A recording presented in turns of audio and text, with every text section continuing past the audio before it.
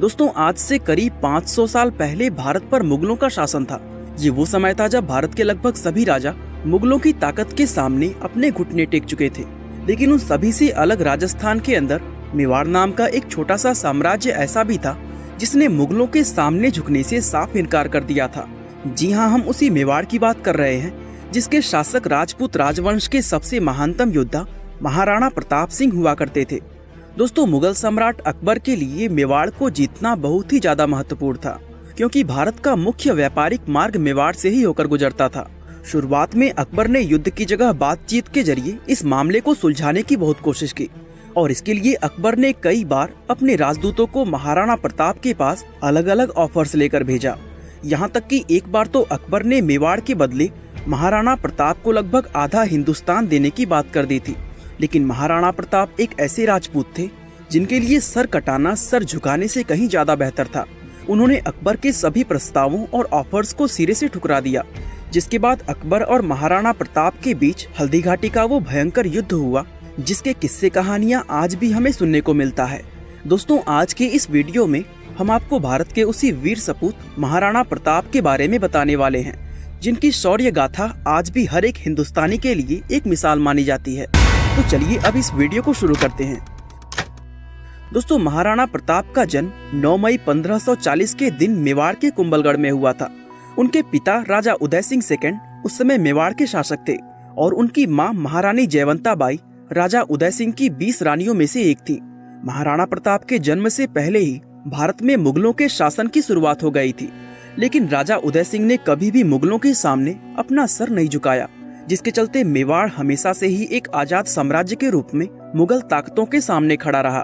दोस्तों, महाराणा प्रताप के रूप में एक पुत्र को पाकर राजा उदय सिंह बेहद खुश हुए थे और इसी खुशी में उन्होंने उस बेटे का नाम प्रताप रखा था।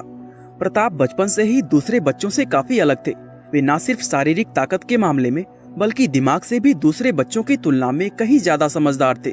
दोस्तों, जयवंता बाई महाराणा प्रताप की मां के साथ साथ उनकी पहली टीचर भी थी। दरअसल वे बचपन में प्रताप को उनके पूर्वजों की शौर्य की कहानियां सुनाया करती थी, जिनका प्रताप के ऊपर बहुत गहरा असर पड़ा और अपने पूर्वजों की उन वीर गाथाओं को सुनकर उन्होंने बहुत कम उम्र में ही लड़ने की कलाओं को सीखना शुरू कर दिया।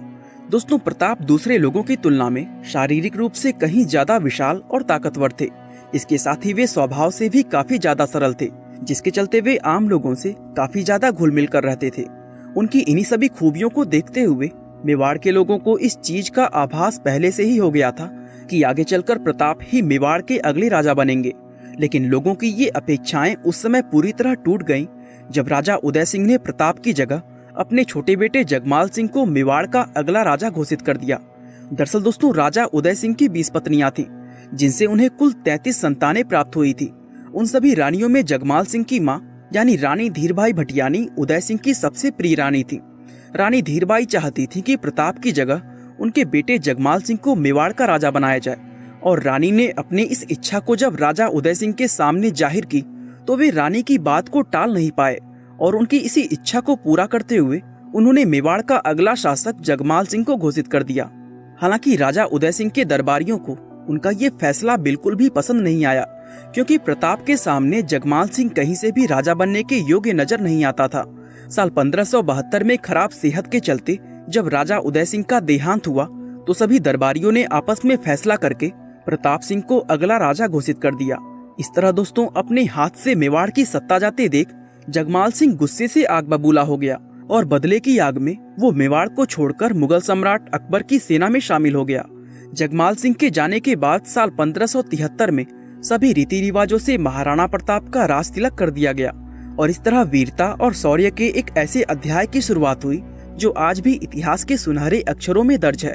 खैर दोस्तों, अब अकबर की अगर बात करें तो वो भी एक बेहद चालाक और चतुर सम्राट थे। वो इस बात को अच्छी तरह जानते थे कि एकजुट हुए राजपूतों को हराना असंभव है, इसलिए उन्होंने अपनी कूटनीतियों से राजपूतों के बीच आपस में फूट डलवा दी और बहुत से राजपूतों को अपनी सेना के साथ जोड़ लिया। हालांकि दोस्तों, अकबर ने फिर भी मेवाड़ के ऊपर डायरेक्ट अटैक नहीं किया, बल्कि इसकी जगह उन्होंने अपने दिमाग का इस्तेमाल करके सीधी उंगली से घी निकालने की हर मुमकिन कोशिश करके देखी। दरअसल अकबर ने समय समय पर अलग अलग राजाओं को अपना राजदूत बनाकर महाराणा प्रताप के पास उन्हें मनाने के लिए भेजा, जिनमें राजा मान सिंह, टोडरमल, भगवान दास और जलाल खान जैसे लोगों का नाम शामिल था। बताया जाता है कि अकबर ने कुल 8 बार अपने राजदूतों को अलग अलग तरह के ऑफर्स लेकर महाराणा प्रताप के पास भेजा था। असल में दोस्तों, अकबर के लिए मेवाड़ इतना ज्यादा महत्वपूर्ण था कि उन्होंने उसके बदले में महाराणा प्रताप को आधा हिंदुस्तान तक देने का ऑफर दे दिया था। अकबर का कहना था कि महाराणा प्रताप अगर चाहें तो आधा हिंदुस्तान हमसे ले लें, लेकिन हमारे झंडे तले आकर मेवाड़ हमारे नाम कर दें। अब कहाँ महाराणा प्रताप, जिनके लिए उनका स्वाभिमान ही दुनिया की सबसे बड़ी दौलत थी, वो अकबर के इन लुभावने ऑफर्स को भला स्वीकार कैसे कर सकते थे।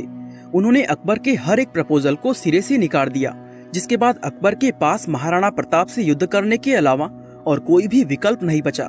और इस तरह साल 1576 में महाराणा प्रताप व सम्राट अकबर के बीच हल्दी घाटी का वो भयंकर युद्ध लड़ा गया, जिसके किस्से कहानियां सुनकर आज भी लोगों के रोंगटे खड़े हो जाते हैं। दोस्तों, इस युद्ध में अकबर ने अपनी 80,000 सिपाहियों की सेना उतारी थी, जबकि महाराणा प्रताप के सैनिकों की गिनती सिर्फ 16,000 थी। लेकिन गिनती में कम होने के बावजूद भी महाराणा प्रताप और उनकी सेना ने जिस वीरता से इस लड़ाई को लड़ा, वो वाकई में शौर्य, त्याग और बलिदान की एक बेजोड़ मिसाल है। असल में दोस्तों, अरावली की जिन पहाड़ियों में युद्ध लड़ा गया था, महाराणा प्रताप उसी इलाके में पले बड़े थे। वे अपने इलाके के चप्पे चप्पे से वाकिफ थे और अपनी इसी नॉलेज का फायदा उठाकर उन्होंने युद्ध की नीतियां बनाई। दरअसल उन्होंने अपने सिपाहियों को पहाड़ियों और घाटियों में ऐसी ऐसी जगहों पर छिपाया जिनके बारे में अकबर के सिपाही सोच भी नहीं सकते थे। और अपनी इन्हीं नीतियों के दम पर वे संख्या में कम होने के बावजूद भी अकबर की सेना पर भारी पड़ गए। महाराणा प्रताप के बारे में ये बताया जाता है कि उनका कद आम लोगों से काफी ज्यादा ऊंचा था और युद्ध में वे 70 किलो का कवच, 80 किलो का भाला और 10 किलो की विशाल तलवार को लेकर उतरते थे। बताया जाता है कि अकबर के सबसे बड़े सेनापतियों में से एक बहलोल खान को महाराणा प्रताप ने अपनी तलवार के एक ही वार में उसके घोड़े समेत 2 हिस्सों में काट दिया था। दोस्तों, इसी से आप अंदाजा लगा सकते हैं कि महाराणा प्रताप उस समय कितने ताकतवर योद्धा रहे होंगे। यही वजह थी कि अकबर जैसा ताकतवर सम्राट महाराणा प्रताप का सिर्फ नाम सुनकर ही घबरा जाता था। और दोस्तों, सिर्फ महाराणा प्रताप ही नहीं, बल्कि उनके घोड़े चेतक का भी अकबर की सेना में एक अलग ही खौफ था। असल में दोस्तों, चेतक नीले रंग का एक बेहद ही ताकतवर व विशालकाय अफगानी घोड़ा था, जिसे महाराणा प्रताप अपने बेटे की तरह प्यार करते थे। वे अक्सर युद्ध के दौरान चेतक के मुंह पर एक नकली सूंड लगा देते थे, जिससे दुश्मनों की सेना की हाथी उसे देखकर कंफ्यूज हो जाते थे कि चेतक कोई घोड़ा है या हाथी।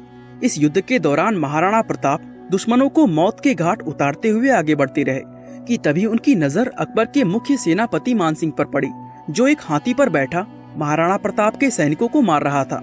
ये नजारा देखकर महाराणा प्रताप ने चेतक को तुरंत मान सिंह की तरफ दौड़ाया और उसके हाथी के सर पर चेतक के दोनों पैर टिकाकर पूरी ताकत से एक भाला मान सिंह की तरफ फेंका। दोस्तों, महाराणा प्रताप का निशाना अचूक था, लेकिन उस हाथी का महावत अचानक मान सिंह के सामने आ गया और वो भाला मान सिंह की जगह उस महावत को लग गया।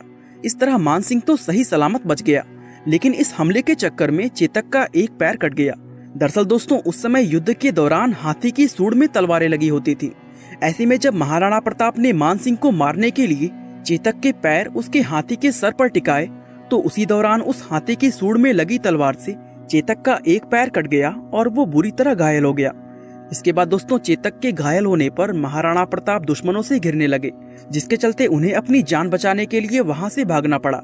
महाराणा प्रताप के घोड़े को घायल देखकर अकबर की सेना के सिपाही उनका पीछा करने लगे, लेकिन चेतक अपना एक पैर कटा होने के बावजूद भी उन सिपाहियों की पकड़ में नहीं आया और एक 22 फीट चौड़े नाले को एक ही छलांग में फांदकर महाराणा प्रताप को एक दूसरी पहाड़ी पर ले गया। इस तरह मरने से पहले चेतक ने अपने राजा को एक सुरक्षित जगह पहुंचाकर अपना आखिरी फर्ज भी अदा कर दिया। इस युद्ध के बाद महाराणा प्रताप जंगलों में छिपकर रहने लगे, जिसके चलते अकबर को लगने लगा कि वे जल्दी ही अपने हालातों से तंग आकर उसके सामने घुटने टेक देंगे। वे जंगल में घास फूस व कच्चा पक्का खाकर अपना पेट भरते हुए आगे की रणनीति बनाते रहे, लेकिन इतने कठिन हालातों में रहते हुए भी उन्होंने कभी भी हार नहीं मानी। हल्दी घाटी युद्ध के बाद भी अकबर कई सालों तक अलग अलग तरह से उन्हें हराने की कोशिशें करता रहा, लेकिन महाराणा प्रताप उसकी हर एक कोशिश को नाकाम बनाते गए। दरअसल वो हर थोड़े दिनों में जंगली लोगों को अपने साथ जोड़कर अपनी छोटी सी सेना बना लेते और जब भी अकबर के सिपाही उन पर हमला करते तो वे अपनी उस सेना की मदद से दुश्मन सिपाहियों को मौत की नींद सुला देते। ये सब कई सालों तक इसी तरह चलता रहा, जिसके बाद आखिरकार अकबर ने भी इस बात को स्वीकार कर लिया कि वो महाराणा प्रताप को कभी हरा नहीं सकता, और वो मेवाड़ से अपना ध्यान हटाकर दूसरे कामों में बिजी हो गया, जिसका फायदा उठाकर महाराणा प्रताप ने पूरे मेवाड़ पर एक बार फिर से अपना कब्जा कर लिया और अपने साम्राज्य को पहले की तरह फिर से खड़ा कर दिया। हालांकि इसके कुछ साल बाद ही जंगल में एक शेर का शिकार करते हुए महाराणा प्रताप गंभीर रूप से घायल हो गए, और इसी के चलते 19 जनवरी 1597 के दिन 56 साल की उम्र में उनका देहांत हो गया। दोस्तों, महाराणा प्रताप एक ऐसे राजा थे जिनकी मौत की खबर सुनकर उनका सबसे बड़ा दुश्मन अकबर भी रो दिया था। दरअसल अकबर ने भी इस बात को स्वीकार किया कि महाराणा प्रताप एक बेहद ही ताकतवर, बुद्धिमान और एक ईमानदार राजा थे। दोस्तों, उन्हें इस दुनिया से गए हुए 400 साल से ज्यादा बीत चुके हैं, लेकिन उनकी ये शौर्य गाथा आज भी लोगों के लिए वीरता, बलिदान और देशभक्ति की एक मिसाल मानी जाती है। बाकी दोस्तों, आज के लिए बस इतना ही। वीडियो को लाइक, शेयर और चैनल को सब्सक्राइब करना बिल्कुल ना भूलें। आपका बहुमूल्य समय देने के लिए बहुत बहुत धन्यवाद।